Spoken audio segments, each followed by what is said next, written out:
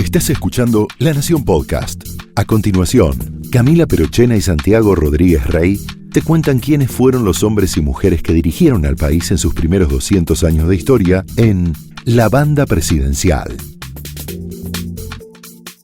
Las elecciones de febrero de 1946 se convertirán en un parteaguas de la historia argentina. Si uno mira los elencos anteriores a 1943, su resultado será un cataclismo para el sistema político. Un coronel que en el contexto de un gobierno militar tejió profundas redes se alzaba con la primera magistratura, ratificando su popularidad y poder en las urnas, lo que le dio un respaldo mayor que el que tenían sus camaradas de armas. Desde la presidencia comenzará la conformación de un partido, que será a la vez eje del gobierno. Partido, gobierno y Estado se irán amalgamando.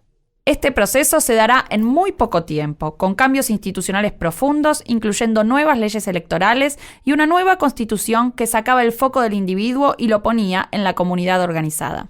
Todo esto dibuja una figura todopoderosa que sin embargo será muchas veces desafiada en su centralidad por aliados, no tan aliados y hasta la primera dama. Con todo este poder es que Juan Domingo Perón llega a la presidencia el 4 de junio de 1946 para dar inicio a una nueva etapa que tiene muchos más altibajos que los que creemos recordar. Mi nombre es Santiago Rodríguez Rey. Y yo soy Camila Perochena. Bienvenidos a La Banda Presidencial. Un sistema de vuelos espaciales. El país se encuentra bajo el control operacional de la Junta Militar. Conducir es persuadir. Y al hombre siempre es mejor persuadirle que obligar. No somos nosotros el problema. En primer lugar, anuncio que el Estado argentino suspenderá el pago de la deuda externa. Para conocer una persona es tan importante lo que hace como lo que no está dispuesta a hacer. He decretado el estado de sitio en todo el territorio nacional. El radicalismo no lo mueve el rencor, el odio ni el deseo de revancha. Desde hace 10 años el radicalismo viene bregando por la normalización del país. ¡Mentira! ¡No existe la libertad sin justicia! Vengo a proponerles un sueño. Si quieren venir, que vengan, les presentaremos batalla.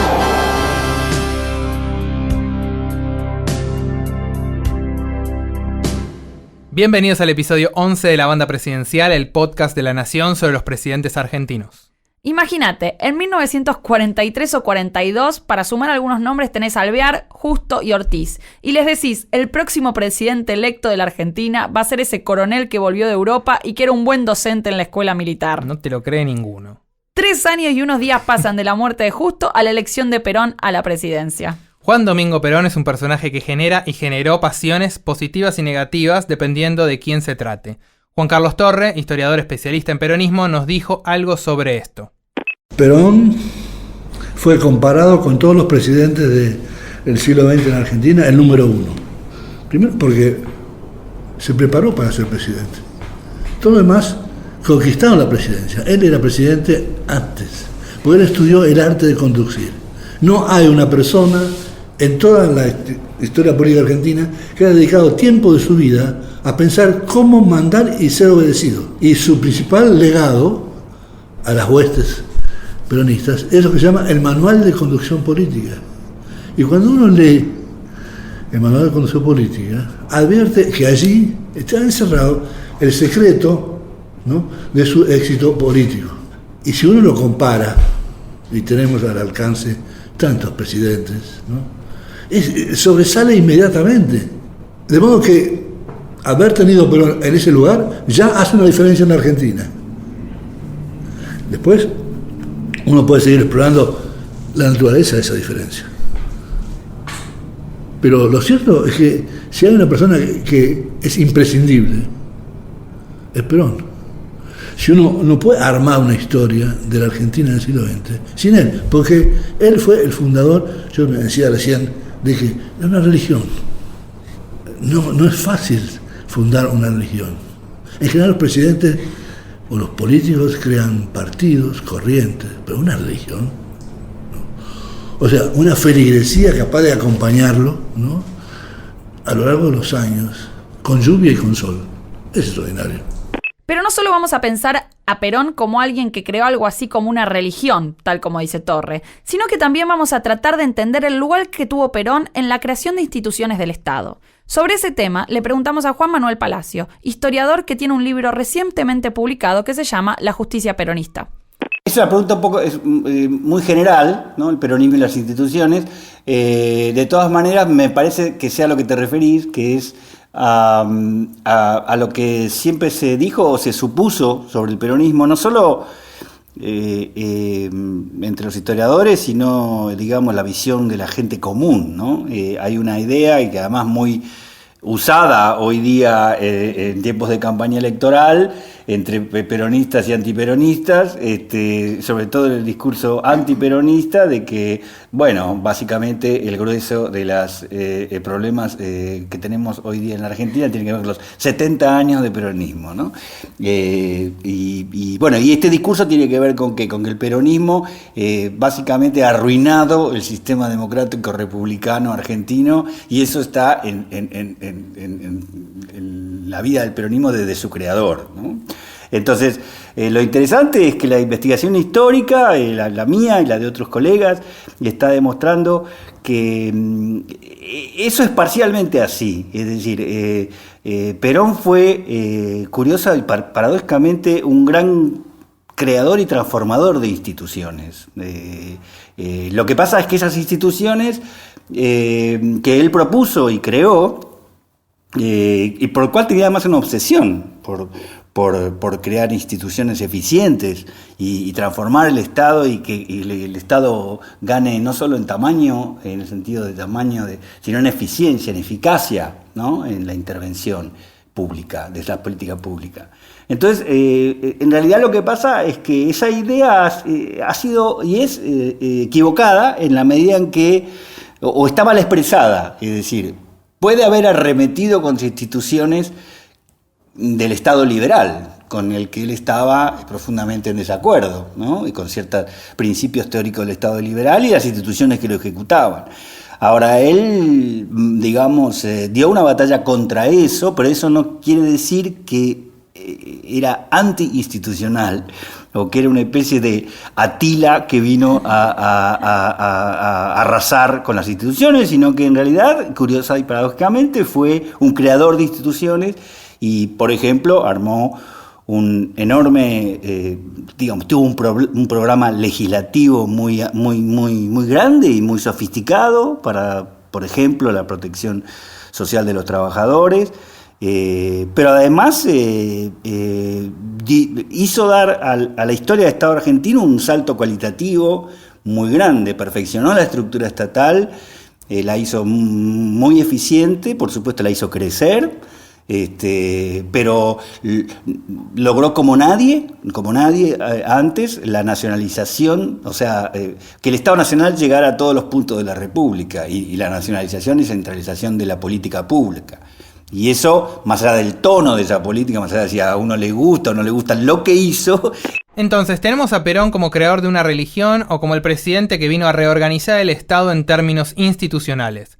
Son muchas cosas, pero vamos de a poco. Que, como sabemos, la organización vence al tiempo. Sí, vamos para atrás. Pero, como sabemos, mejor que decir es hacer, mejor que prometer es realizar. Bueno, está bien. Eso, no es que seamos buenos, sino que los demás son peores. Bueno, Santiago, basta. Ok, pero pasa. Veamos entonces, ¿quién era Perón antes de entrar a protagonizar la escena política argentina? Digamos que cuando lo encontramos a Perón en el episodio pasado, en la época del golpe de 1943, el señor ya tenía 48 años, así que antes de ese momento hay un largo trayecto por recorrer que, como vamos a ver, es determinante para poder entender el personaje y el movimiento que fundó. Vamos por el principio, y ahí está su nacimiento. ¿Cuándo?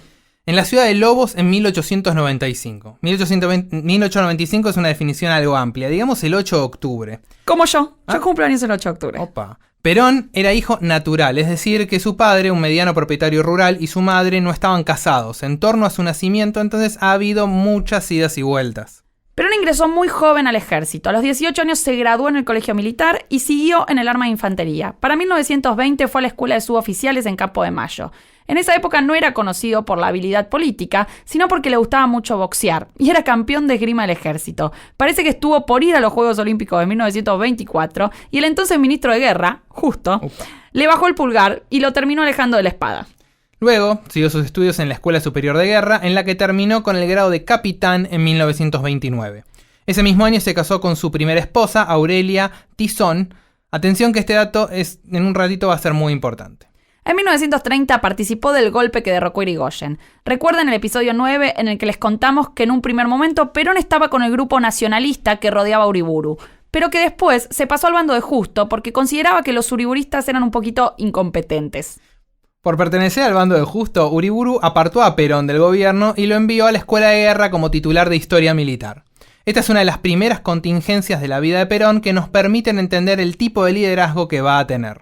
Ya ahí es un destino importante, porque Perón va a ser profesor. Eso lo va a distinguir del conjunto de sus camaradas, que no son profesores. Él lee aplicadamente, y no solo lee, sino que da clase. Y de esa manera va adquiriendo, producto de intrigas de la política, ¿no?, uno de los recursos más importantes para él, que es un saber y una oratoria.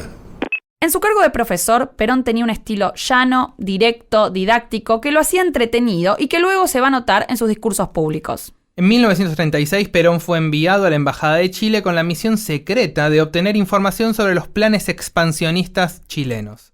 Perón logró no ser atrapado en esta misión que duró 2 años. Su sucesor, Eduardo Lonardi, quien derrocaría a Perón en 1955, no tuvo la misma suerte. Y a Lonardi lo agarraron justo negociando con agentes dobles chilenos y lo mandaron de vuelta a Argentina en medio de un escándalo político. La segunda contingencia que señala Torre, que tenemos que tener en cuenta sobre la vida de Perón para entender el peronismo, es la muerte de su esposa en 1938, cuando ella tenía apenas 30 años. Otra segunda contingencia, yo suelo llamar la atención sobre ella, que Perón, como tantos militares, se casa con una chica de clase media, hija de un fotógrafo del barrio de Belgrano. Y se casa con ella y vive con ella y se enamora. Pero ella muere a los 30 años de cáncer. Y lo deja desolado, pero si uno va a leer las biografías, por ejemplo la de Page, que es muy buena, va a reconstruir ahí que Perón desolado se sube a un auto y se va al sur, porque su familia venía del sur. Se lo pasa allá perdido en medio de la Patagonia, triste. Sus amigos se reúnen y dicen, hay que hacer algo por Juan. Hay que hacer algo por Juan, hay que sacarlo de ese estado de tristeza. Y uno se le ocurre, y si lo mandamos al exterior, una misión al exterior siempre es útil, porque uno cambia de aire. ¿Y a dónde en el exterior? Estamos en el teatro de la Gran Guerra, la Segunda Guerra. Y alguien dice, ¿y qué va a Italia? Y va a Italia, va a hacer entrenamiento de las tropas alpinas. Los Alpes no quedan en Roma. De acá a rato se toma el tren y se va a Roma. Pero en Roma hay un espectáculo único. Que ese está el gran actor que se llama Benito Mussolini. En Piazza Venezia, ¿no?, mantiene en vilo, ¿no?, al pueblo y a las masas italianas. Y él queda fascinado por esa experiencia, ¿no? Y yo creo que después va Perón, ¿no?, a decir que esa es una experiencia que lo va a marcar. ¿Por qué? Porque hay una fórmula, ¿no?, para poner dique a la amenaza comunista. Esa fórmula es una fórmula lozana, ¿no?, para él todavía, ya no la democracia liberal decrépita, que es el fascismo. Él no lo va, en todo caso, a hacer suyo de cabo a rabo, pero sí va a ver allí la importancia, ¿no?, de la conducción. Entonces, Perón vuelve a la Argentina marcado por lo que había vivido en Italia y lo destina a las tropas de montaña en Mendoza, donde se hace amigo de algunos oficiales que lo van a acompañar en su ingreso en la política. Entre ellos conoce a Edelmiro Farrell y a Domingo Mercante. Farrell luego lo trae a Buenos Aires y allí va a participar en la fundación del GO y se mete de lleno en las conspiraciones que derivaron en el golpe del 43. El rol de Perón en la Revolución de Junio lo vimos en el episodio anterior, pero lo podemos resumir diciendo que tuvo un ascenso meteórico dentro del gobierno, acumulando los cargos de secretario de Trabajo y Previsión, ministro de Guerra y vicepresidente. También vimos cómo Perón se fue acercando a los trabajadores con una política de conciliación y no de represión. Bueno, a los trabajadores no comunistas. Claro. En estos años, Perón le otorgó a los trabajadores una serie de derechos como negociaciones colectivas, vacaciones pagas, aguinaldo, estatuto del peón rural, que terminaron convirtiendo a los trabajadores en la principal base de apoyo para lo que iba a ser su eventual candidatura. En las elecciones de febrero de 1946 se presentaron 2 candidatos, la fórmula Perón-Quijano por el oficialismo y Tamborini-Mosca por la Unión Democrática. ¿Qué era la Unión Democrática? Bueno, hasta ahora escuchamos hablar del PAN, de radicales y hasta las concordancias. La Unión Democrática era una nueva coalición que estuvo conformada por la UCR, el Partido Socialista, el PDP y el Partido Comunista. Es con todos. Para ellos, la disputa electoral era una disputa entre libertad y nazifascismo. Perón, en cambio, presentaba la disputa electoral con otro encuadre, como una entre la justicia social y la injusticia social. La candidatura de Perón recibió el apoyo de una amplia gama de sectores. Por un lado, el ejército, que temían los posibles castigos que podía aplicar la Unión Democrática en el caso de ganar. La Iglesia también lo apoyaba, porque la oposición consideraba que había que volver a instaurar la enseñanza laica. Recordemos que el gobierno militar del 43, en su etapa de Ramírez, la había desterrado. En términos partidarios, Perón tuvo que armarse su propio partido y ganar elecciones. En realidad tenía que armar una coalición. Y todo esto en muy poco tiempo. Los que tomaron la iniciativa en este plan fueron los sindicalistas que crearon el Partido Laborista para ir con Perón a las elecciones. Se le sumó a la coalición una parte minoritaria de la UCR que se separó del partido y pasó a llamarse UCR Junta Renovadora. El vicepresidente, Quijano, de hecho, pertenecía a este sector. El objetivo era que con esta fórmula se moderara un poco el perfil obrerista de Perón y así ampliar la base electoral. En la campaña hubo dos hechos destacables. Por un lado, hubo un aumento general de salarios y se extendieron las vacaciones para los trabajadores un poquito de tiempo antes de las elecciones. Esto no le cayó muy bien ni a los empresarios ni a la Unión Democrática, que lo denunció como una movida electoralista. Pero también tenemos un incidente que viene del norte. De Salta. Poco más arriba, de los Estados Unidos. El ex embajador norteamericano, Braden, publicó un informe donde mostraba las conexiones entre los militares y el régimen nazi. Perón, ni lerdo ni perezoso, usó esta movida a su favor, invocando al nacionalismo y denunciando la injerencia norteamericana. Braden o Perón fue la consigna. Las elecciones fueron en febrero de 1946 y Perón ganó con el 52% de los votos. Arriba del 50 por 2 puntitos. En el poder legislativo y las provincias el triunfo fue más contundente. En diputados el peronismo obtuvo 70% de las bancas. En senadores logró 28 de 30 y ganó en todas las gobernaciones excepto Corrientes. Una vez ganadas las elecciones, las tensiones entre los diversos grupos de la coalición peronista comenzaron a emerger. Recordemos que esta coalición electoral había sido medio sui generis, como que no había quedado claro si Perón era el candidato de los laboristas para llegar al poder o el laborismo un simple vehículo para Perón. Y además, las partes de la coalición no se llevaban muy bien. Sobre eso hablamos con Sabrina Ahmeyet, doctora en Historia y docente de la UBA. La realidad es que laboristas y renovadores se llevaban muy mal. Los radicales decían que los laboristas no tenían ningún tipo de experiencia política, que pertenecían al mundo sindical, que eran unos brutos. Y lo que decían los laboristas es que los radicales eran la vieja política, que no tenían nuevas ideas. Bueno, había muchísima pica. El vicepresidente que va a elegir Perón es renovador y esto le molesta mucho a los laboristas. Perón los endulza un poco diciéndoles, bueno, pero la presidencia es nuestra, muchachos. Pero a los laboristas eso no les convencía demasiado. Recordemos que los laboristas no habían querido hacer de Perón el presidente del partido. Le dieron el lugar de primer afiliado, que es muy lindo, pero no tiene ningún poder real. Entonces Perón tenía ahí un tema con los partidos. Frente a eso, Perón tomó cartas en el asunto. Ordenó disolver los partidos que participaban de la alianza electoral y formar con todos uno nuevo. Este nuevo partido pasó a llamarse Partido Único de la Revolución Nacional. PURN, como que no suena. Le falta como onda. Lo mismo deben haber pensado entonces. En la primera asamblea, en enero de 1947, le cambiaron el nombre a Partido Peronista. Ahora, si bien los nombres cambiaron, los personajes eran los mismos y los sectores políticos y sindicales seguían en pugna. Pero bueno, nombre nuevo, todos contentos. No tanto. Perón, con estas reconfiguraciones y otras acciones, se fue sacando a parte de la estructura sindical laborista del medio. Personajes como Luis Gay, que llegarían a ser electos secretario general de la CGT apenas iniciado el gobierno, va a cuestionar la centralización del poder y perder en ese enfrentamiento. Así la CGT pasaría a ser un agente de las directivas oficiales en el movimiento obrero.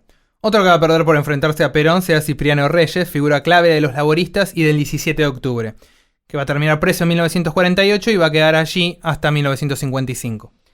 Y no son las únicas inestabilidades. Es entonces que el Partido Peronista a nivel provincial comienza a tener divisiones que compiten con el partido original. Por ejemplo, el Partido Laborista Peronista de Mendoza. A nivel nacional se referenciaban con Perón, pero a nivel provincial compiten con el Partido Peronista. Por eso Perón promueve ya en 1949 la primera ley de partidos políticos del mundo para poner un poquito de orden. ¿Qué es lo que hace? Primero, todo partido que se crea tiene que esperar 3 años desde el momento de creación para empezar a competir a elecciones. Si yo creo en 1949, en 1950 un partido, voy a tener que esperar y dejar pasar la siguiente elección presidencial para poder competir en elecciones. Número 1. Número 2. Prohíbe que cualquier partido nuevo tenga un nombre similar a otro existente. Y esto iba a la línea interna. Ninguno se podía llamar ni peronista, ni laborista, ni nada parecido. Y después va a prohibir otras cosas que tienen que ver con la oposición. Por ejemplo, va a decir que cualquier alianza de partidos es un nuevo partido. Es decir, si se quiere reeditar algo como lo de la Unión Democrática, de que habían estado juntos la UCR, el socialismo, el comunismo y los demócratas progresistas, eso iba a ser un nuevo partido e iban a tener que esperar 3 años para competir en elecciones. Entonces es una linda ley para entender las ideas que Perón tiene sobre su propio partido y también cómo quiere ordenar el resto del sistema. Bien, pero volvamos a las medidas que tomó Perón.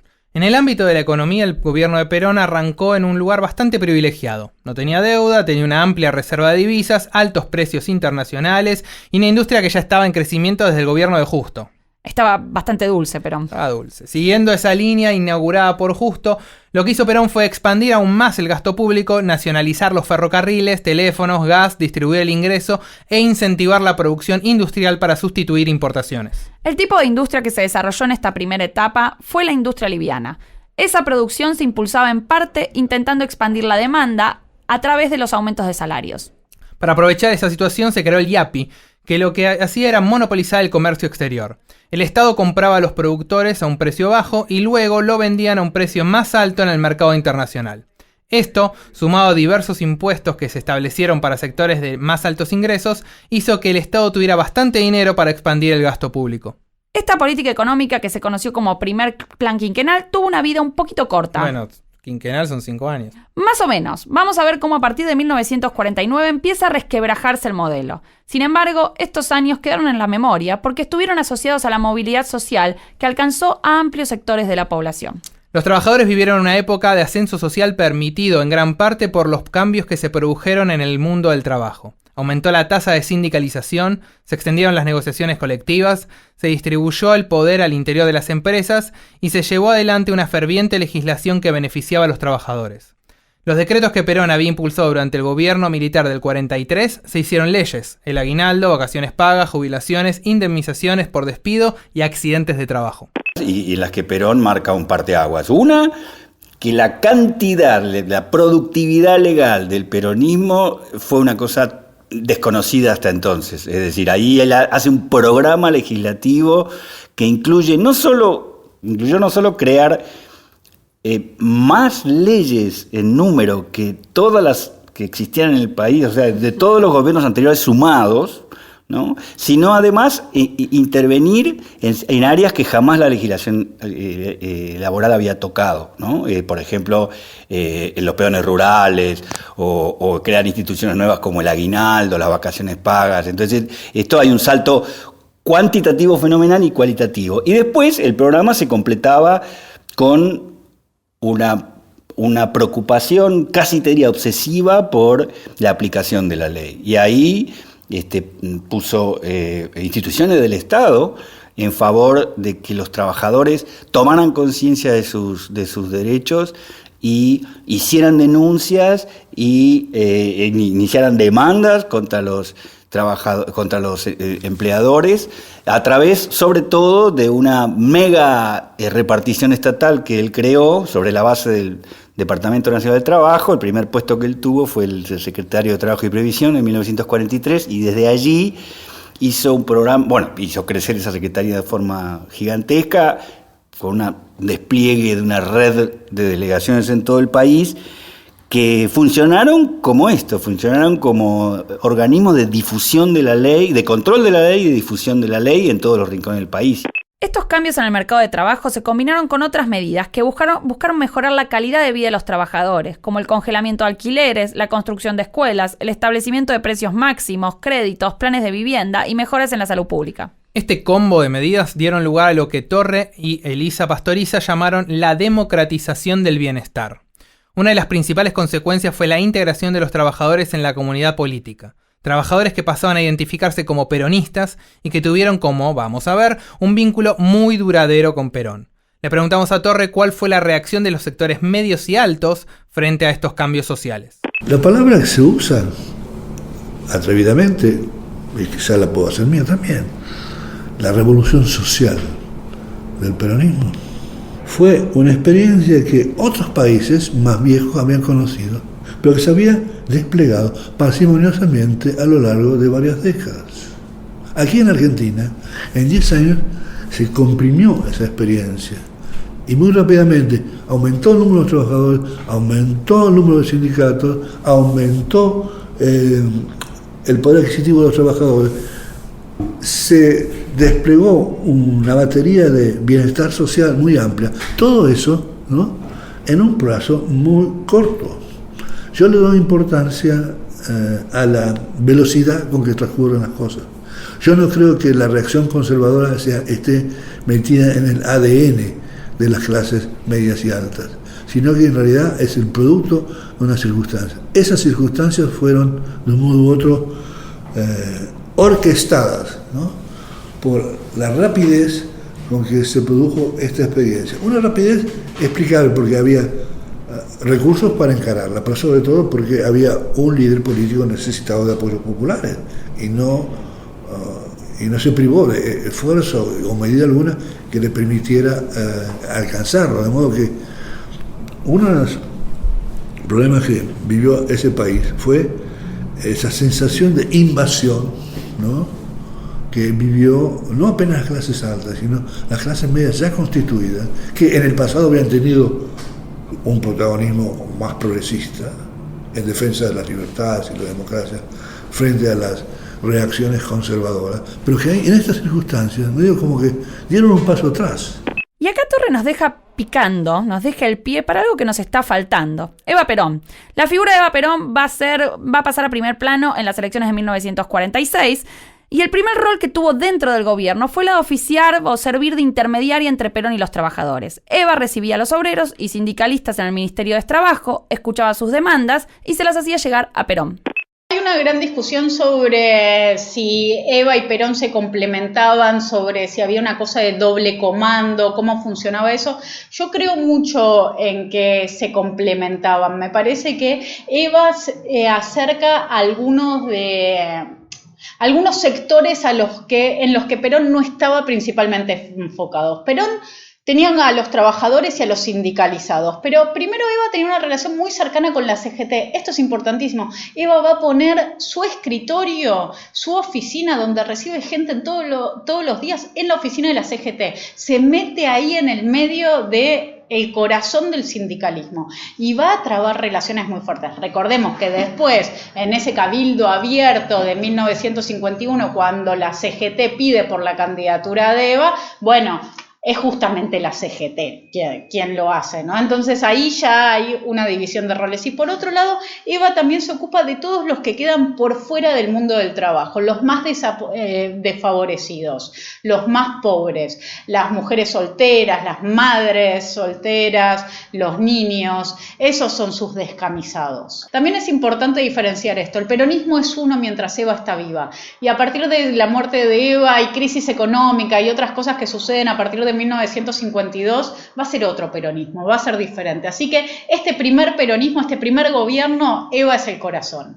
Hacia fines de 1946, con la llegada del sufragio femenino al Congreso, el rol de Eva sube un par de escalones. La cuestión del sufragio femenino ya estaba en las plataformas de todos los partidos en el momento de la elección del 46. Argentina venía bastante retrasada respecto a esta ampliación de derechos en comparación con otros países. La ley pasó rápidamente por el Senado, de abrumadora mayoría peronista, pero como que perdió impulso y quedó para que en el 47 la trate diputados. En ese verano, Eva empezó a hablar públicamente mucho sobre el tema.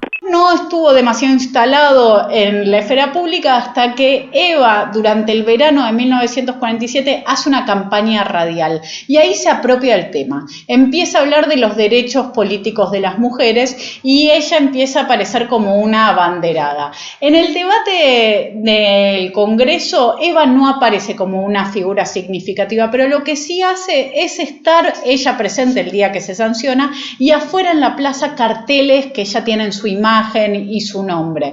Lo que sí va a haber durante el peronismo es una apropiación posterior del otorgamiento del voto ligado a la figura de Eva, pero en ese momento ya no tuvo tanto que ver. Ahora bien, si no tuvo que ver en el tema en sí, ¿en qué pensaba el peronismo a la hora de otorgar el voto? ¿Cuál era el rol en el que ubicaba a la mujer en la sociedad que expandía el derecho al sufragio? El peronismo le otorga a la mujer el voto. ¿Por qué? Porque la considera una madre, lo hace desde el maternalismo. Quiere que la mujer participe en política para regenerar la política con todos sus atributos. ¿Cuáles son? La lealtad, la obediencia, el cuidado. Entonces, la mujer tiene que votar, porque en realidad lo que dice Perón es, la mujer ya sabe de política, la mujer estuvo presente el 17 de octubre en la plaza y ya sabe cuáles son las causas que tiene que apoyar. Ahora tiene que votar. ¿Por qué tiene que votar? Primero porque tiene hijos varones que necesita enseñarles a ser buenos ciudadanos. Y segundo, porque la mujer en la política va a regenerarla con sus atributos positivos, que tienen que ver con esto, con el cuidado y con la lealtad. Entonces, cuando se le da el voto a la mujer, no se le da por considerarla que era un ciudadano igual que el hombre. El hombre era racional, el hombre era autónomo, tenía que ser independiente. A la mujer no, se la da de forma complementaria y por sus diferencias. Igualmente, con este derecho hecho ley, las mujeres no pudieron votar hasta recién 1951. ¿Por qué la demora? Porque las mujeres no tenían documento, no estaban empadronadas. Eso se solucionaba fácil con el servicio militar obligatorio y la libreta de enrolamiento para los hombres, pero para las mujeres tuvo que crearse la libreta cívica y hasta que eso se implementó pasaron 4 años y en el medio hubo un par de elecciones. Ahora bien, sos Perón, la economía venía bien, los trabajadores estaban satisfechos, Feliz. Los sindicatos respondían, Joya. Ganan elecciones, Alegría. El frente militar estaba tranquilo. ¿Por qué Cornetas. detener la marcha? No, algo así debe haber pensado Perón, que en 1949 se embarcó en modificar la Constitución. Por entonces todas las críticas apuntaban a que esta modificación se hacía para permitir una reelección, algo que no permitía la Constitución de 1853 y algo que hasta entonces nadie se había animado a tocar. Pero hay mucho más que eso. La realidad es que encuentra que hay transformaciones muy importantes. La reelección es una y hay otras que tienen que ver con se elimina el colegio electoral. La elección de 1951 va a ser la primera vez que nosotros elegimos de forma directa presidente. Y después también se le da el voto para presidente a los habitantes de territorios nacionales. Recordemos, cuando Perón asume existen 14 provincias y la capital federal, nada más. Y hay otros cambios en la duración del mandato de diputados, eliminación del colegio electoral para senadores, pero son cambios menores. Lo que sí cambia, y de forma muy clara, es lo que se llama la parte orgánica de la Constitución. Las ideas principales, ordenadoras. Ahí la Constitución de 1853 era una constitución claramente liberal, en donde la figura del individuo y de las libertades estaban privilegiadas por encima de cualquier otra cosa. En 1949, a tono de lo que se llama el constitucionalismo social, que va a tener primero en México un antecedente en la Constitución de 1917, pero también en la República de Weimar, lo que se hace es incorporar, por un lado, lo que más conocemos nosotros de esa Constitución, los derechos sociales, pero también se reemplaza la figura central del individuo por la de los grupos, por lo de la familia. Se cree que las personas tienen que estar al servicio de la comunidad general, o sea, ya no son las libertades individuales aquello a defender, sino que es el interés de la comunidad en general. Y ya no se cree que el Estado tiene que ser neutro, sino que lo que se cree es que no tiene que haber una neutralidad estatal, lo que tiene que haber es una participación activa, porque un Estado neutral es un Estado que ayuda a los más fuertes. Entonces el Estado peronista es un Estado que participa activamente porque esa es la forma de ayudar a los más débiles. Y digo un Estado peronista porque la Constitución de 1949 se conoce como la Constitución peronista. Y en esto tiene que ver que en realidad fue sancionada solo por legisladores peronistas. Ser oposición en esos años no era tarea sencilla y con el crecimiento del poder del peronismo la cosa se fue poniendo más difícil. Con instrumentos como la ley de desacato, varios dirigentes opositores fueron sancionados o incluso apresados, como sucedió con Ricardo Balbín, dirigente de la UCR. No solo los Gay, Reyes, Balbín y algunos ex camaradas se irían peleando con Perón. Perón a lo largo de su primer gobierno fue ajustando clavijas para centralizar más el poder. Quizás es muy recordada su intervención en la prensa con la clausura de algunos periódicos de la oposición y una expansión de medios oficialistas. En la universidad también pasaban cosas. Si bien la gratuidad universitaria fue declarada bajo el gobierno de Perón, no fue sino tras una limpieza de profesores hostiles, haber declarado fuera de la ley a las 42 organizaciones estudiantiles y suprimido buena parte de las reformas de 1918. Otro de los objetivos más conocidos fue la Corte Suprema. En septiembre de 1946, apenas asumido el gobierno. Entre las acusaciones estaba haber reconocido como legítimos los gobiernos de 1930 y de 1943. ¿El del 43 que había participado Perón? Sí, 8 meses más tarde fueron destituidos, como parte de una purga generalizada del Poder Judicial. Pero esto estaba pensado en el marco de una forma de pensar la justicia que va a tener Perón. Y a lo que me refiero con la justicia peronista es algo muy concreto, es a un conjunto de intervenciones de Perón en el sistema judicial como para que, con el fin de que no, como él suponía y es factible que así hubiera sido, para que no, tratar de sortear el poder judicial existente, ¿no? Y que no frenaran, como por otro lado estaba ocurriendo en otros países del mundo con estados intervencionistas, incluido Estados Unidos. La Corte Suprema le hizo la vida imposible a Roosevelt, etc. Entonces, mi hipótesis en ese libro es que esa batería de intervenciones, que no es una sola, se llamó, o la llamo yo, la justicia peronista. Una batería de intervenciones sobre el Poder Judicial que combinaba, por ejemplo, la creación de un nuevo fuero, como el fuero laboral, con la creación de tribunales administrativos para atender ciertos temas específicos, quitándole jurisdicción a la justicia ordinaria. Por ejemplo, los tribunales, cámaras especiales para atender los problemas de arrendamientos rurales o de los inquilinos en las ciudades del país, porque durante su gobierno durante todos sus 2 primeros gobiernos rigió un congelamiento tanto de arrendamientos rurales como de alquileres urbanos. Entonces, le quitó la jurisdicción a los tribunales ordinarios sobre esos temas por ley, y creando unas cámaras especiales administrativas, y como sabemos, creó en la Argentina la justicia del trabajo. A todo este conjunto de intervenciones yo la llamo la justicia peronista, que en realidad siempre lo que se ha hablado sobre ese tema de Perón con la justicia es de la intervención de la Corte Suprema, del recambio forzoso de algunos jueces, etcétera, etcétera, digamos, todo puesto en sentido negativo o en todo caso destructivo y no constructivo. Y en este caso, como ocurría con el resto de las instituciones y del Estado, hay una parte constructiva y muy pragmática, digámoslo así, ¿no? Y con esos que podían interpretar mejor su política de reforma social, digámoslo así, efectivamente la pudo implementar mejor. Y en ese sentido, ahora, no voy a ocultar que esto causó tremenda antipatía entre un importante sector del Poder Judicial y que esta historia sigue causando antipatía y sigue, digamos, y abonando la tesis del Perón antirrepublicano. Eso no voy a esconder el bulto, así evidentemente eso en su momento cayó muy mal. Pero volviendo a lo institucional, Perón metió también su propia ley electoral, la de 1951. ¿En qué consistió? Se eliminaba el colegio electoral y el presidente era elegido por voto directo. Los senadores también pasaban a ser elegidos por voto directo, ya no por las legislaturas locales. Y los diputados por circunscripciones uninominales. Las circunscripciones se diseñaban localmente. Lo que sucedió es que se diseñaron para garantizar el triunfo del peronismo. Los politólogos llamamos a esto gerrymandering por una ley de Massachusetts en 1812, pero solo por hoy vamos a llamarla peronmandering.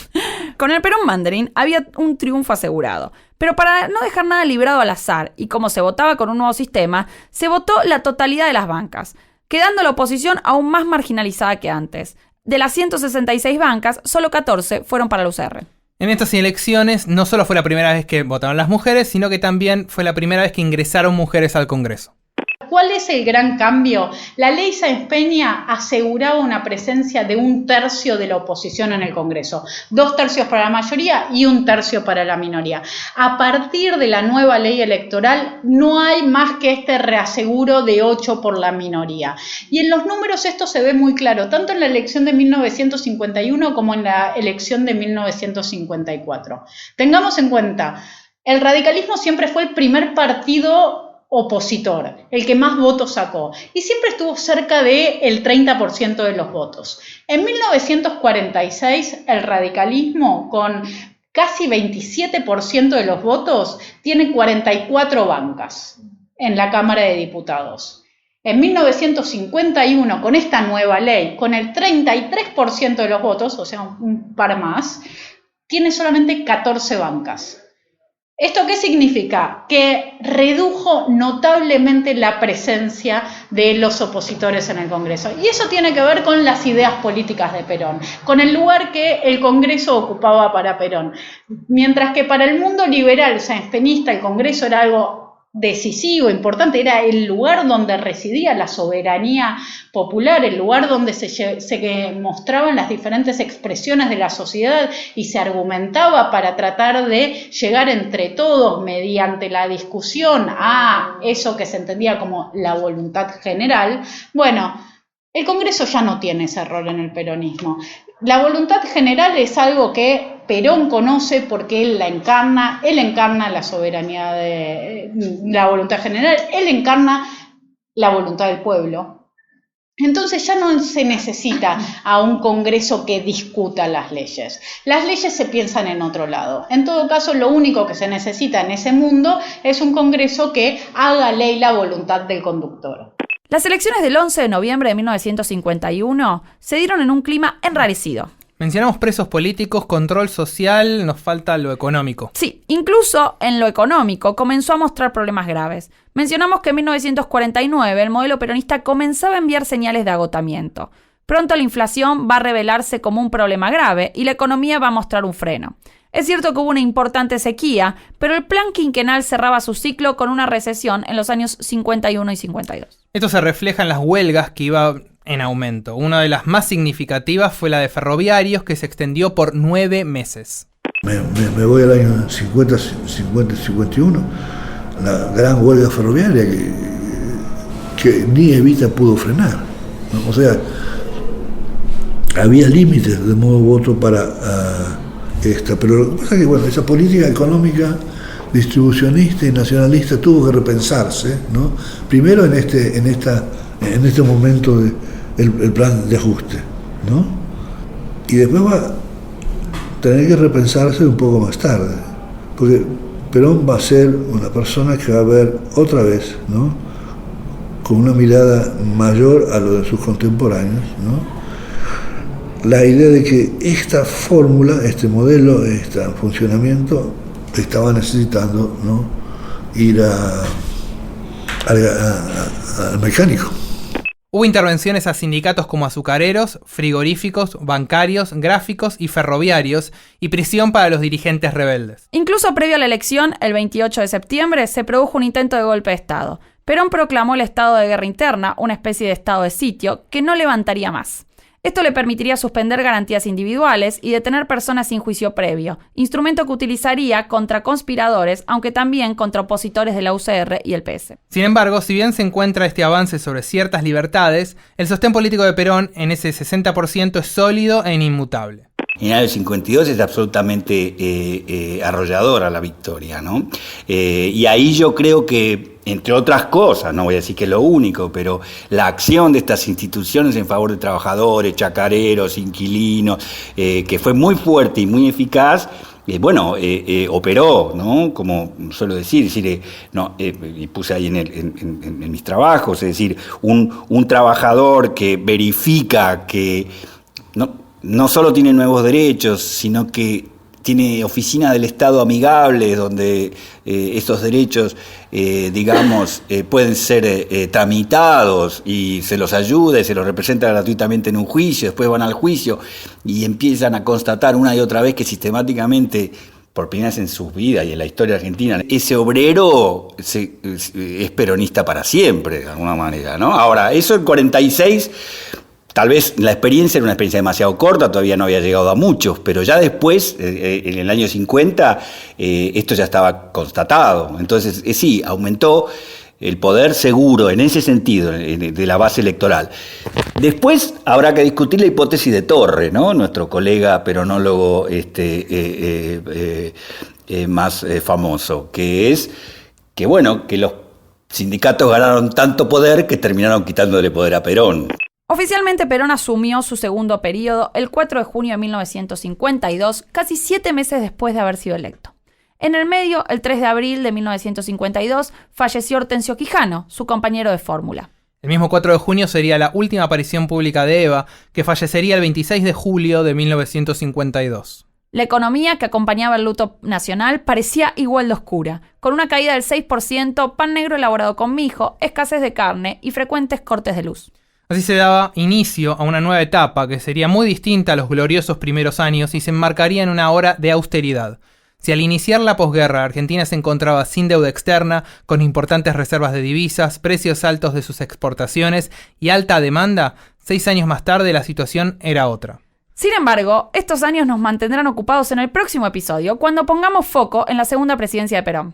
Les agradecemos mucho a Sabrina Ahmechet, Juan Manuel Palacios y Juan Carlos Torre por participar en este episodio. Les recomendamos el libro Los años peronistas que dirigió Juan Carlos Torre y donde hay una gran introducción escrita por él que te profundiza en todos estos temas. Como en todos los episodios preguntamos quiénes deberían ser los presidentes en nuestro Mount Rushmore.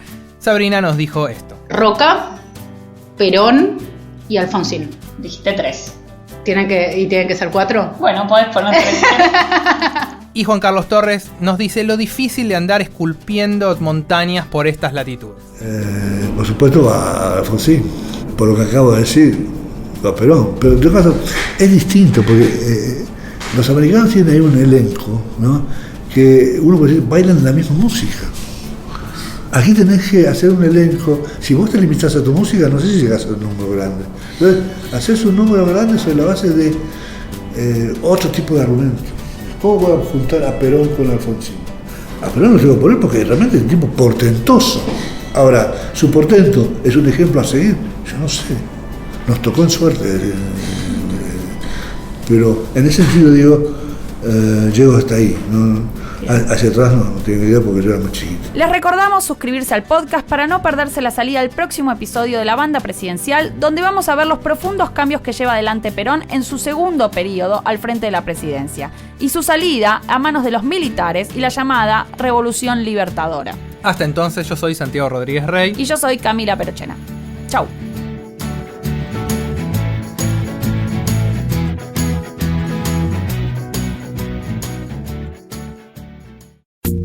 Esto fue La Banda Presidencial, un podcast exclusivo de La Nación. Escucha todos los programas de La Nación Podcast en www.lanacion.com.ar. Suscríbete para no perderte ningún episodio. Estamos en Spotify, Apple Podcast, Google Podcast y en tu reproductor de podcast favorito. Seguí escuchando La Nación Podcast.